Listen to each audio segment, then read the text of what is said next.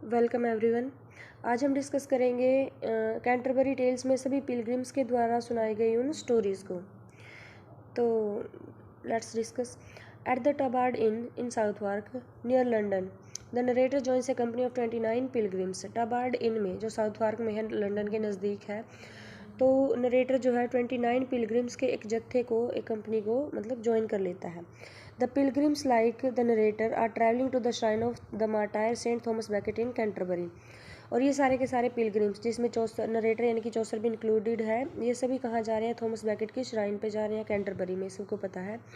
तो अब टोटल कितने जो पिलग्रिम्स हो गए हैं इंक्लूडिंग चौसर, तो 30 हो गए हैं। और 31st है हैरी बैली, जो होस्ट है इसका टबार्डिन का, जो अरेंज करता है इन सब के बीच में एक story telling competition. The narrator gives A descriptive account of 27 of these pilgrims including. अच्छा, स्टार्टिंग में जो नरेटर है वो 27 पिलग्रिम्स का जो इंट्रोडक्शन हमें देता है। कौन किस किस का? Knight, squire, yeoman. नाइट कौन? नाइट जो वो योद्धा है, अभी अभी युद्ध करके लौटा है। ये सब पीछे हम अपनी पिछली वीडियो में डिस्कस कर चुके हैं। स्क्वायर नाइट का बेटा है, योमैन इन दोनों का नौकर है। प्रायरस है, मोंक है, भिक्षु। फ्रायर है, मर्चेंट है, क्लर्क है, मैन ऑफ लॉ यानी कि एक वकील है, फ्रैंकलिन है, हबर्ड शेयर है यानी कि एक दुकानदार भी है, कारपेंटर है, एक वीवर है, डायर है, टेपेस्ट्री वीवर है, कुक, शिपमैन, फिजिशियन यानी कि डॉक्टर है, वाइफ यानी कि वाइफ ऑफ बात है जो, parson, ploughman, miller, manciple, reeve, summoner, pardoner and host Harry Bailly. He does not describe the second nun and the nun's priest, although both characters appear later in the book। यहाँ पे यानी कि prologue में या starting में वो none का और नन के प्रीस्ट का जो है वो डिस्क्राइब इनको नहीं करता, इनके बारे में वो बाद में बात करता है, प्रोलॉग में इनका जिक्र नहीं है। तो the host whose name we find out in the prologue to the cook's tale. अब जो होस्ट है, जो 31st पिलग्रिम है, उसके बारे में हमें पता चलता है कुक की टेल में। जो कुक है, जब वो अपनी कहानी सुनाता है तो तब वो सामने आता है, उसका नाम है Harry Bailey. His Harry Bailey suggest that the group ride together and entertain one another with stories. और वही ये डिसाइड करता है कि जो सभी हैं पिलग्रिम्स वो इकट्ठे चलेंगे और रास्ते में वो एक दूसरे का मनोरंजन करने के लिए स्टोरीज सुनाएंगे। He decide that each pilgrim will tell 2 stories on the way to Canterbury and 2 on the way back. वो डिसाइड करता है कि 2-2 स्टोरी तो वो जाते हुए और 2-2 स्टोरी वापस आते हुए सुनाएंगे। Whomever he judges to be the best storyteller will receive a meal at Bally's Tavern, courtesy of other pilgrims. देखो, तो जो अब वो कहता है कि जो भी मुझे लगेगा कि जिसने सबसे बढ़िया स्टोरी सुनाई है, उसको मेरी जो इन है, मतलब उसका जो इन है, जिसका ये होस्ट है बैली, वहाँ पे एक उसको मील, एक दावत दी जाएगी, मतलब फ्री मील उसको प्रोवाइड किया जाएगा सभी पिलग्रिम्स की तरफ से। The pilgrims draw lots of determine that the knights will tell the first tale. और पिलग्रिम्स ने, मतलब इस बात पे, सभी पिलग्रिम्स ने इस बात पे जोर दिया कि सबसे पहली स्टोरी जो है वो नाइट सुनाएगा। ठीक है, नाइट अब अपनी स्टोरी सुनाता है। नाइट की टेल को हम अब डिस्कस करते हैं। नाइट बताता है कि थीसियस, ड्यूक ऑफ एथेंस, एक थीसियस होता है जो एथेंस का ड्यूक होता है, इम्प्रिजन्स आर्साइट एंड पेलामोन 2 नाइट्स फ्रॉम थीब्स। वो another city in ancient Greeks है। वो थीसियस का ड्यूक है नो, थीसियस जो है एथेंस का ड्यूक है। ठीक है, और वो आर्साइट को और पेलामोन को जेल में डाल देता है। और ये आर्साइट और पेलामन कौन है? जो ये है थीब्स, यानी कि ये भी ग्रीस का ये एक दूसरा शहर है। थीब्स शहर के 2 नाइट हैं, पेलामन और आर्साइट, इनको वो जेल में डाल देता है। From their prison the knights see and fall in love with Theseus sister in law Emily. अब ये नाइट्स जेल में रहते हुए ये जेल से ही देखते हैं बाहर एमिली को, जो इसकी थीसियस की, ड्यूक ऑफ एथेंस की सिस्टर इन लॉ है। वो दोनों उसको देखते हैं और दोनों इससे प्यार करने लग जाते हैं। तो through the intervention of a friend Arcite is freed. तो फिर उनका एक फ्रेंड आता है, वो थोड़ी दखल अंदाजी करते हैं, नहीं, वो थोड़ी सी उनकी हेल्प करता है और आर्साइट को जो है वो फ्री कर दिया जाता है। But he is banished from Athens. Arcite को फ्री तो कर देता है ये ड्यूक, लेकिन वो कहता है कि एथेंस से चले जाओ। तो he returns in disguise and becomes a page in Emily's chamber. अब वो चला तो गया वहाँ से, लेकिन उसको तो एमिली के लिए वापस आना है, तो वो एक भेष बदल कर वापस आता है। वो एमिली के ही चैम्बर में, यानी एमिली का जो कक्ष है वहीं पे एक भेष बदल के एक पेज होते हैं जो वो दास टाइप के जो नौकर टाइप के लड़के होते हैं वो, तो भेष बदल कर आता है। तो अब पेलामन एस्केप्स फ्रॉम प्रिजन। अब पेलामन भी जो है प्रिजन से छूट जाता है। And the two meet and fight over Emily. और फिर वो मिलते हैं, वो पहचान लेता है उसको ये पेलामन, तो वो दोनों एमिली के लिए झगड़ने लगते हैं। तो Theseus apprehends them and arranges a tournament between the two knights and their allies. अब थीसियस उनको रोकता है, उनको गिरफ्तार कर लेता है और उनके लिए एक टूर्नामेंट अरेंज करता है कि तुम ऐसे क्यों झगड़ रहे हो, एक अच्छी तरह लड़ो, योद्धाओं की तरह लड़ो और जीतो एमिली को। तो with Emily as a prize, तो वो उनके बीच में एक टूर्नामेंट करवाता है और एमिली को एज ए प्राइज रख देता है। तो आरसाइट विंस। इस युद्ध में आरसाइट जीत जाता है। अब जो एमिली है वो यहाँ पे प्रे कर रही होती है कि जो सच में मेरे से प्यार करता हो वही जीते। तो आरसाइट जीत तो जाता है, but he is accidentally thrown from his horse. लेकिन वो दुर्घटनावश अपने घोड़े से गिर जाता है एंड डाइज, मर जाता है। अब पेलामोन बच गया, देन मैरिज एमिली। अब पेलामोन जो है एमिली से शादी करता है। उसके बाद है मिलर्स प्रोलॉग एंड टेल। अब बारी आती है मिलर की। सेकंड टेल कौन सुनाता है? मिलर सुनाता है। और टेल से पहले वो प्रोलॉग भी देता है। प्रोलॉग क्या होता है? किसी भी स्टोरी या प्ले वगैरह से पहले उसके बारे में कुछ इंट्रोडक्शन सा देना, या स्टार्ट करने से पहले कुछ भूमिका बनाना वो। तो the host ask the monk to tell the next tale, but the drunken miller interrupts and insist that his tale should be the next. अब जो होस्ट है हैरी वैली, वो मॉन्क को बोलता है कि अपनी स्टोरी सुनाओ, लेकिन जो मिलर है वो उसने ड्रिंक की हुई थी, तो वो इंटरप्ट करता है कि नहीं, मैं अगली स्टोरी मेरी होनी चाहिए। तो he tells the story of an impoverished student named Nicholas who persuades his landlord's sexy young wife Alison to spend the night with him। अब ये जो थोड़ी वल्गर सी स्टोरी है, थोड़ा हम शब्दों को ध्यान में रखते हुए इसको पढ़ेंगे थोड़ा। तो जो ये वो एक जो गरीब सा स्टूडेंट होता है निकोलस, उसके बारे में ये स्टोरी है, जो अपनी जो मतलब उसका जो मालिक होता है, क्या नाम था उसकी वाइफ को, अपने मालिक की वाइफ को परसुएड करता है, मतलब उसके पीछे पड़ा रहता है और कि वो उसके साथ रात बिताए। तो ही कन्विंसेस हिज लैंडलॉर्ड ए कारपेंटर नेम्ड जॉन। और उसका जो लैंडलॉर्ड थे, यानी कि जिसकी वो वाइफ थी, वो एक कारपेंटर था जिसका नाम था जॉन। तो वो उसको मतलब बहका देता है, मतलब झूठ बोल देता है कि that the second flood is coming, कि सेकेंड फ्लड आने वाली है। और and tricks him into spending the night in a tub hanging from the ceiling of his barn. और वो उसको एक चाल चलता है, उसको कहता है कि एक उसके जो एक गोदाम टाइप का अनाज घर है, जो उसमें एक टब है जो लटक रहा है ऊपर, कि यहाँ इसमें चढ़ जाओ बाढ़ से बचने के लिए। तो एब्सलोन जो है A young parish clerk who is also in love with Alison appears outside the window of the room where Nicholas and Alison lie together। अच्छा, अब वो उसको, उसके हस्बैंड को तो उसने उस टब में टांग दिया, अब उसके साथ उस रूम में चला जाता है।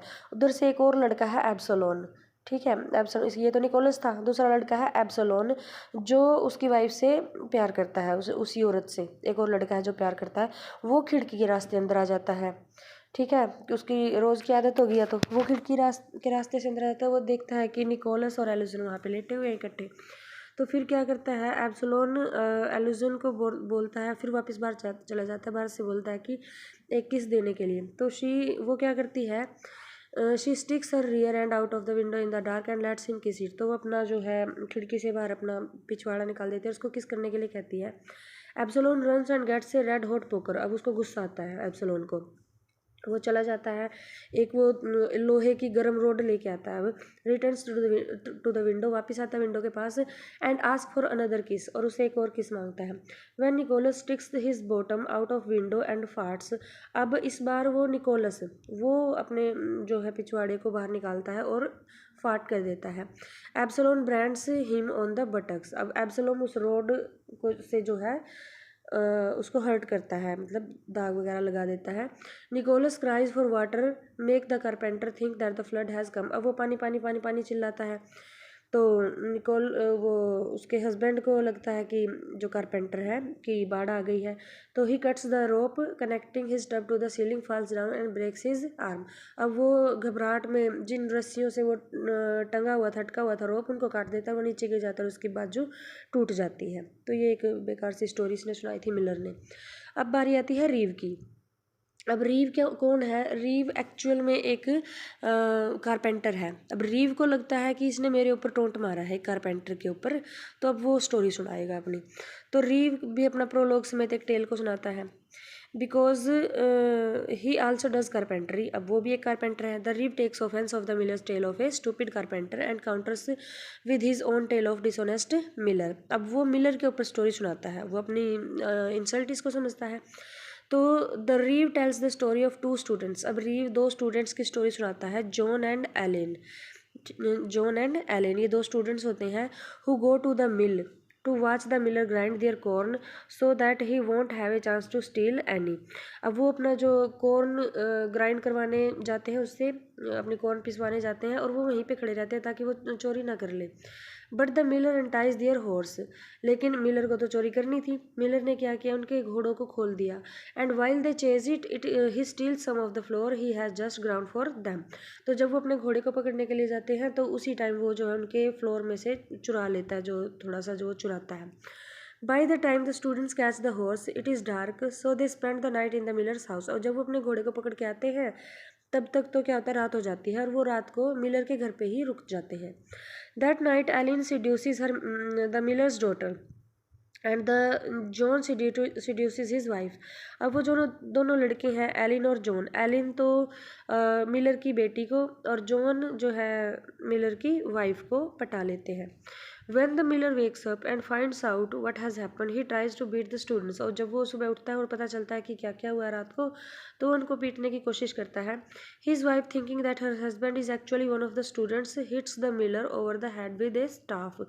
अब वो गलती से वो अपने हस्बैंड को ही, उसकी वाइफ जो है गलती से अपने हस्बैंड को यानी कि मिलर को ही मतलब डंडा वगैरह जो है वो मार देती है। The students take back their stolen goods and leave. अब वो लड़के दोनों क्या करते हैं, वहीं से उनकी कुछ चीज़ों को चुरा लेते हैं और वहाँ से चले जाते हैं। तो यानी कि वापस से उसने मिलर के ऊपर जो है एक स्टोरी सुना दी। अब बारी आती है कुक की। जो कुक है उसने भी प्रोलॉग समेत टेल सुनाई है। अब ये ध्यान रखना किसकी टेल के साथ प्रोलॉग भी था, मिलर की भी, रीव की भी और कुक की भी। The cook particularly enjoys the reeve's tale. अब कुक ने तो एन्जॉय किया था रीव की स्टोरी को। And offers to tell another funny tale. और अब वो ऑफर करता है कि एक और फनी टेल मैं सुनाऊंगा। अब the tale concerns an apprentice named Perkin who drinks and dances so much that he is called Perkin Reveler। अब वो एक व्यक्ति की कहानी सुनाता है जिसका नाम है परकिन, जो बहुत ज़्यादा ड्रिंक करता है और डांस करता है, और इसलिए उसका नाम है परकिन रेवलर, यानी कि रंगीला परकिन। Finally, Perkins' master decided that he would rather his apprentice leave to revel than stay home and corrupt the other servants। अब उसका जो मालिक है परकिन का, वो डिसाइड करता है, वो उसको कहता है कि या तो अपनी नौकरी छोड़ के चले जाओ, रंगरलियाँ ही मनाओ, या फिर अपना काम ढंग से कर लो, क्योंकि तुम और जो सर्वेंट्स हैं उनको भी करप्ट कर रहे हो। तुम्हें देखा देखी वो भी दारू पीते हैं और अपना काम जैसे काम ढंग से नहीं करते हैं। तो Perkin arranges to stay with a friend who loves drinking and gambling. अब वहाँ से चला जाता है परकिन और अपने एक ऐसे दोस्त के साथ रहता है जो खुद भी ड्रिंक करता है और गैम्बलिंग करता है, जुआ खेलता है। And who has a wife who is prostitute, और उसकी एक वाइफ है जो एक प्रोस्टिट्यूट है। The tale breaks off unfinished after 58 lines. अब जो ये स्टोरी है बीच में ही रुक जाती है 58 लाइन्स के बाद। अब जो नेक्स्ट स्टोरी है वो है वकील की। Man of law's introduction, prologue, tale and epilogue. Man of law यानी कि जो वकील है उसकी स्टोरी का वो सबसे पहले इंट्रोडक्शन देता है, प्रोलॉग, टेल एंड एपिलॉग।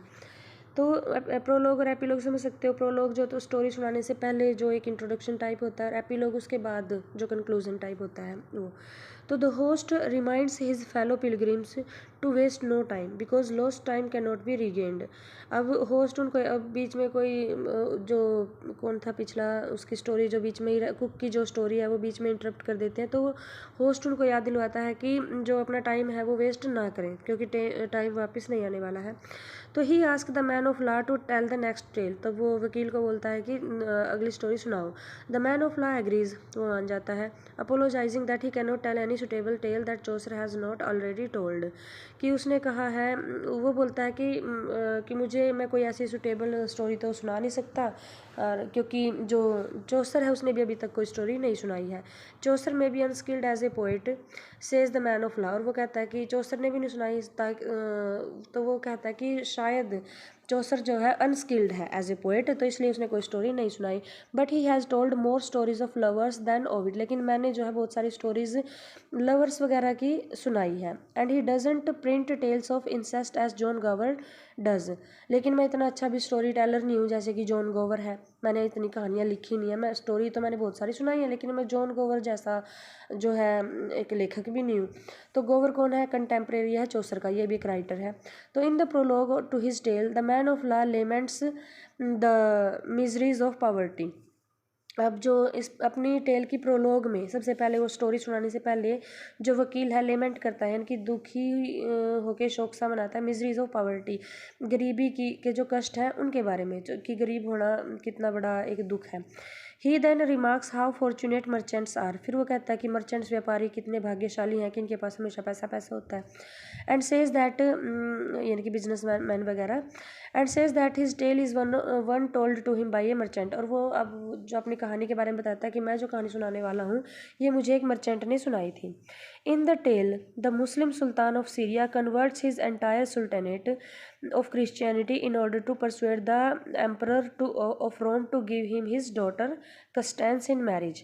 अब सीरिया का जो सुल्तान था, मुस्लिम सुल्तान था, वो क्या करता है, अपने पूरे राज्य को, अपने आप को भी और अपने पूरे राज्य को, पूरी सल्तनत को क्रिश्चियनिटी में बदल देता है। वो मुस्लिम होता है एक, और अपने पूरे राज्य को और अपने आप को भी क्रिश्चियनिटी में बदल देता है, ताकि रोम का जो राजा है वो अपनी बेटी कस्टेंस की शादी उससे कर दे। कस्टेंस, ये रोम का राजा कस्टेंस, रोम का राजा कौन था, एक क्रिश्चियन था, उसकी बेटी थी कस्टेंस, उसके साथ वो शादी करना चाहता था, तो उसने अपने आप को क्रिश्चियन बना लिया था।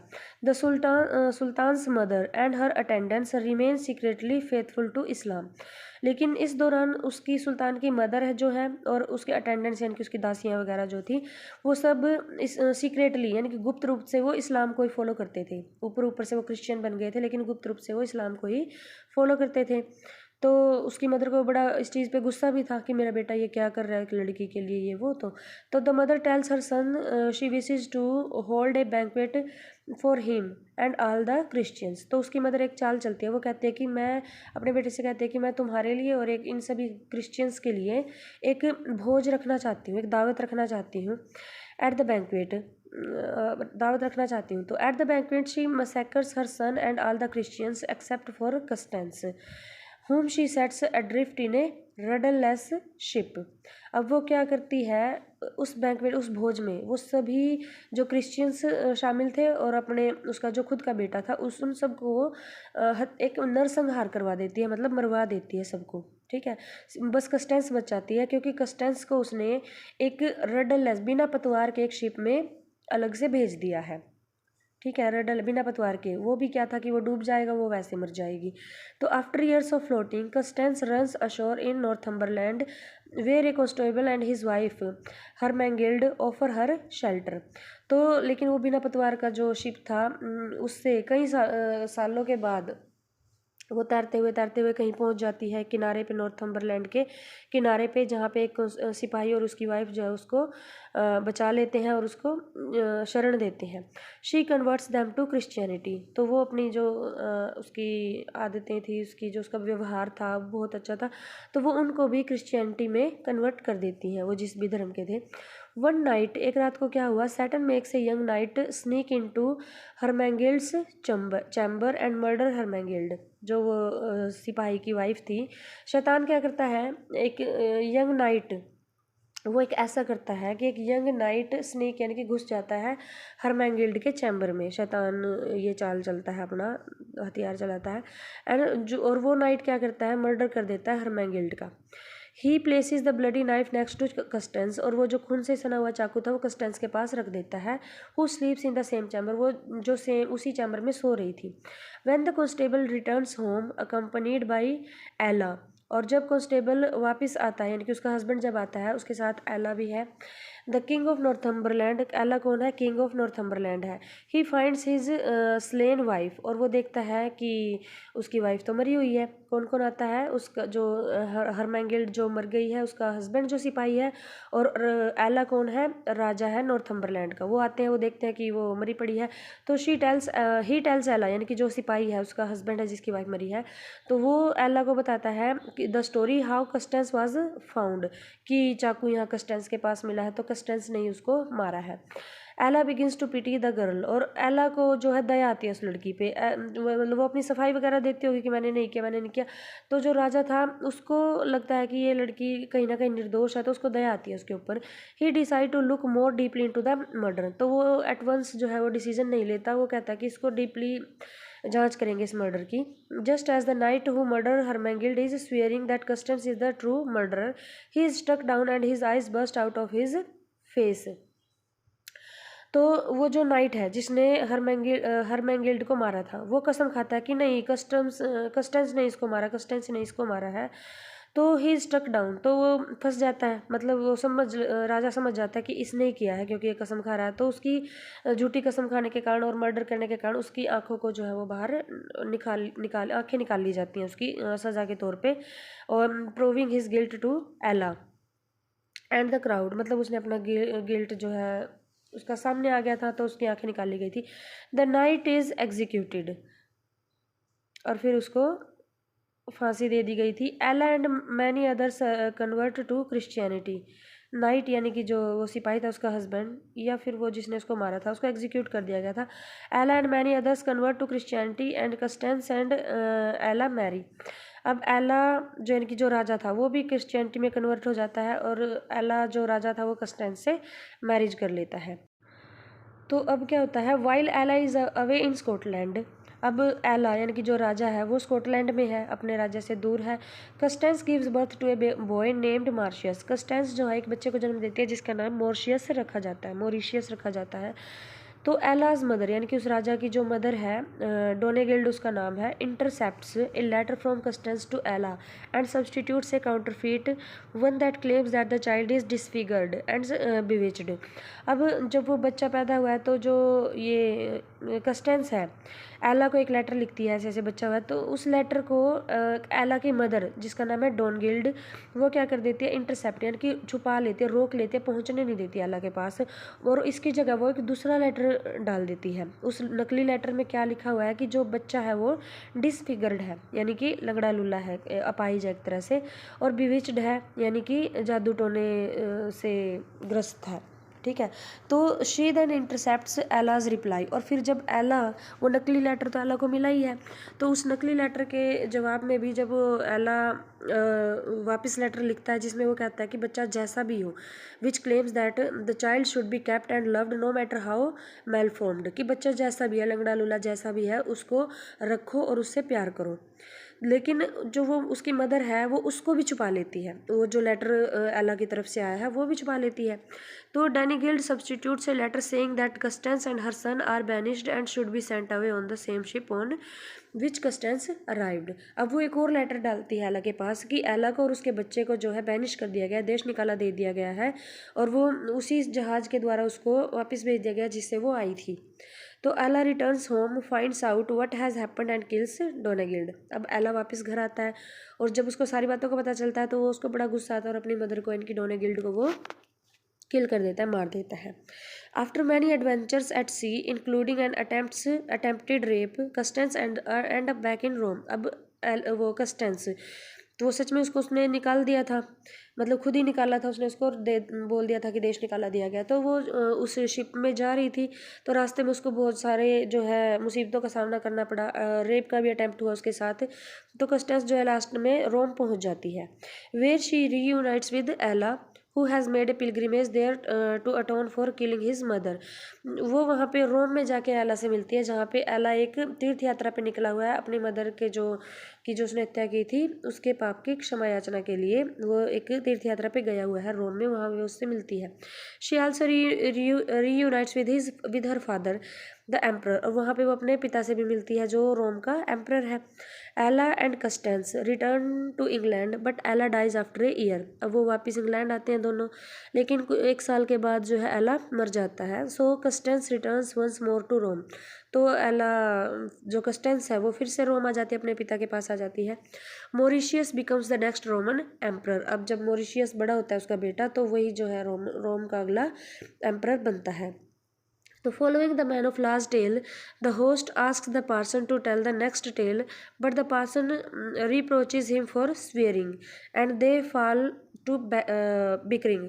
अब इसकी वकील की स्टोरी के बाद होस्ट पार्सन को बोलता है कि अपनी स्टोरी सुनाओ, लेकिन पार्सन को तो बड़ा नाराज है इस वकील से, क्योंकि इसने वकील ने बदज़बानी की है, मतलब कैसे कैसे शब्दों का यूज़ किया है, क्रिश्चियनिटी की स्टोरी बताई है और झूठी कसम वगैरह। क्रिश्चियनिटी में झूठी कसम नहीं कहा जाती, तो इस तरह वो उसको भला बुरा कहने लग जाता है पार्सन वकील को, और इस तरह में झगड़ा शुरू हो जाता है। तो उसकी तो बारी कट गई, पार्सन तो गुस्सा हो जाता है, वो सुनाता ही नहीं story.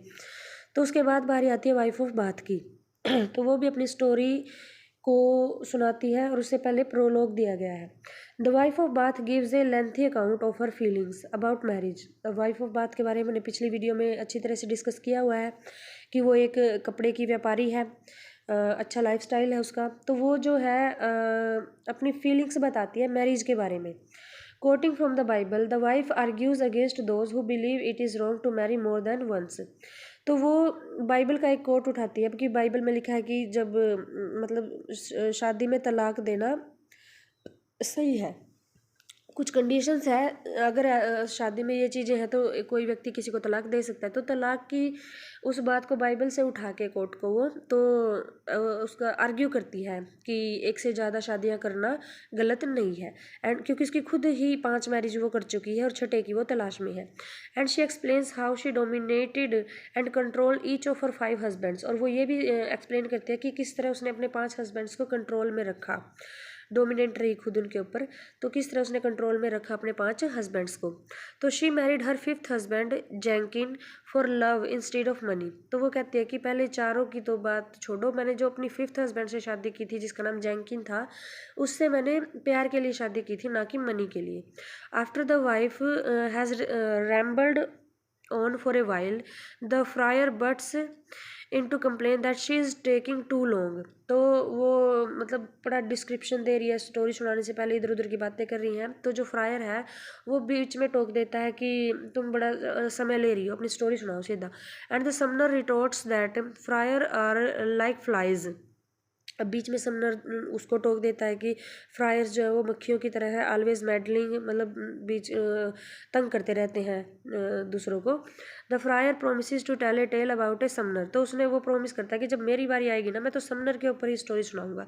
And the summoner promises to tell the tale about a friar, और समनर प्रोमिस करता है कि मैं अगली जो स्टोरी है फ्रायर के ऊपर ही सुनाऊंगा।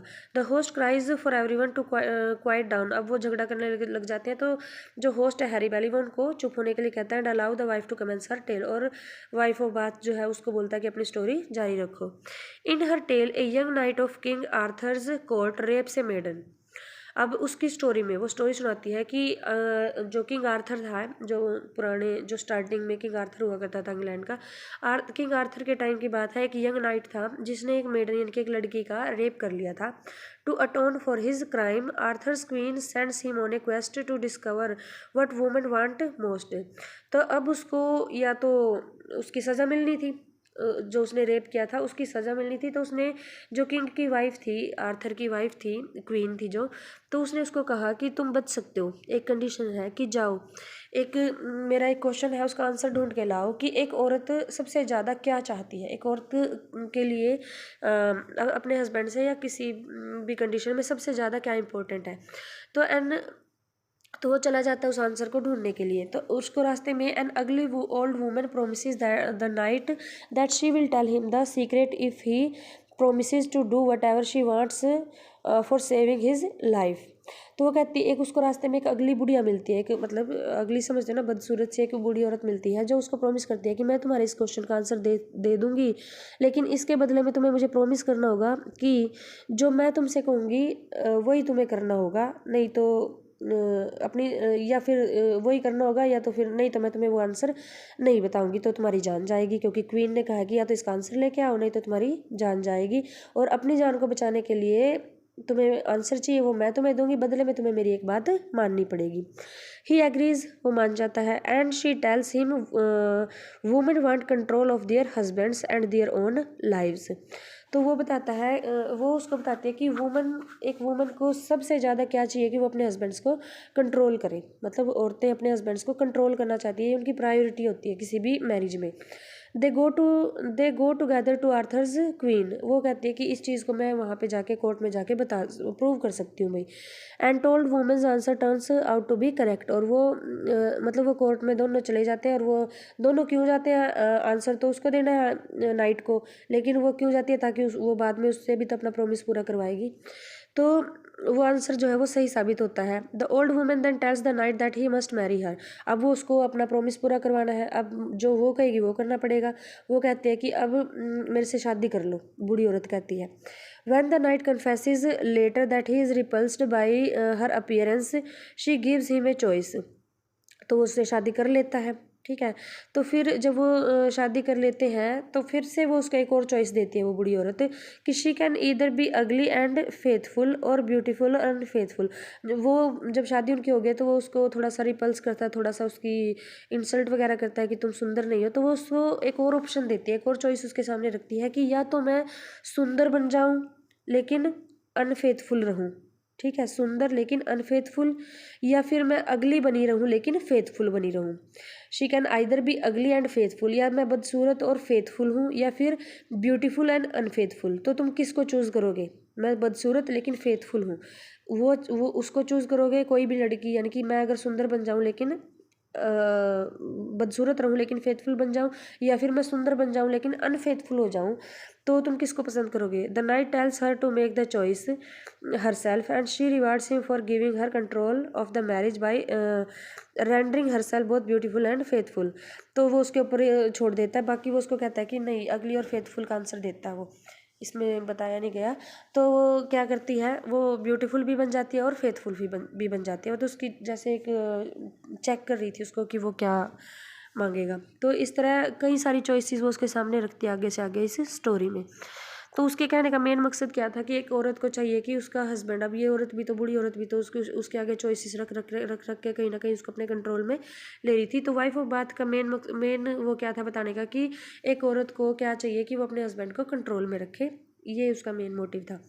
अगली जो स्टोरी है, the friar prologue and tale, जो फ्रायर था उसका प्रोलॉग और tale. The friar speaks approvingly of the wife of Bath's tale and offers to lighten things up for the company by telling a funny story about a lecherous summoner. अब वो उसकी story की भी प्रशंसा करता है, मतलब अप्रूव करता है कि हाँ बहुत बढ़िया स्टोरी थी, तो वो समनर के ऊपर एक स्टोरी सुनाता है। The summoner does not object but he promise to pay the friar back in his own tale, तो वो उसको रोकता नहीं है कि चलो तुम सुनाओ, लेकिन बाद में मैं भी तुम्हारे ऊपर एक सुनाऊंगा।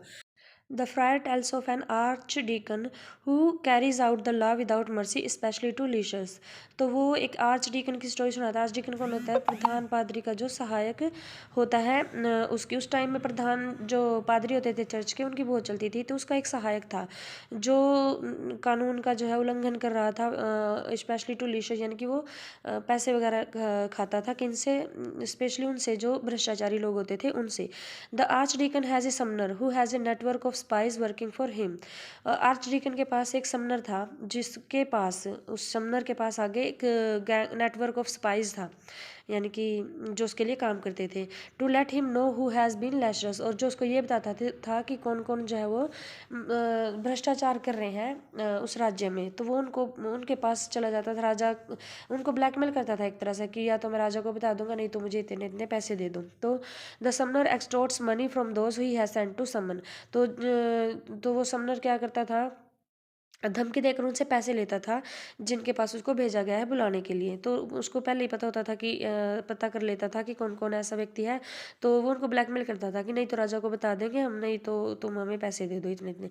तो चार्ज करता था वो उनसे बहुत ज़्यादा, जितनी उनकी सज़ा टैक्स वगैरह उनको पे करना था तो उससे कहीं ज़्यादा वो वो उनसे लेता था। He tries to serve summons he tries to serve summons on a yeoman who is actually a devil in disguise. फिर एक बार क्या होता है कि वो उसको एक योमैन होता है, क्षेत्रपाल होता है, उसको बुलाने के लिए जाता है। मतलब अब उसको ब्लैकमेल करने वाले होते हैं वो, और वो योमैन एक्चुअली में एक डेविल होता है जो एक योमैन के रूप में भेष बदल के रह रहा है। तो after comparing notes on their treachery and extortion the devil vanishes. और वो डेविल क्या करता है, उसके साथ विश्वासघात करता है, मतलब जो वो ब्लैकमेल करना चाहता है उसको, तो उसको धोखा देके जो है वो गायब हो जाता है। But when the summoner tries to prosecute an old wealth widow unfairly, एक एक बार फिर क्या करता है ये जो समनर है, एक बूढ़ी विधवा औरत को के ऊपर मुकदमा चलाता है। और वो विडो जो है बेचारी रोती है, चिल्लाती है, और समनर को एक तरह से श्राप सा देती है कि तू नर्क में चला जाए। तो डेविल क्या करता है, follows the woman's instructions and drags the summoner off to hell. और वो उसके इंस्ट्रक्शंस का पालन करता है और उसको नर्क में ले जाता है। तो बच्चों ये जो वीडियो है बहुत ज़्यादा लंबी होने जा रही है। बाकी की जो स्टोरीज़ हैं अगली वीडियो में करेंगे। इसमें ये काफ़ी स्टोरी हमने कवर कर ली है, बाकी की अगली वीडियो में हम करेंगे। ये वीडियो लंबी हो जाएगी और कुछ नहीं है, तो इसको यहीं पे रोक देते हैं एक बार के लिए।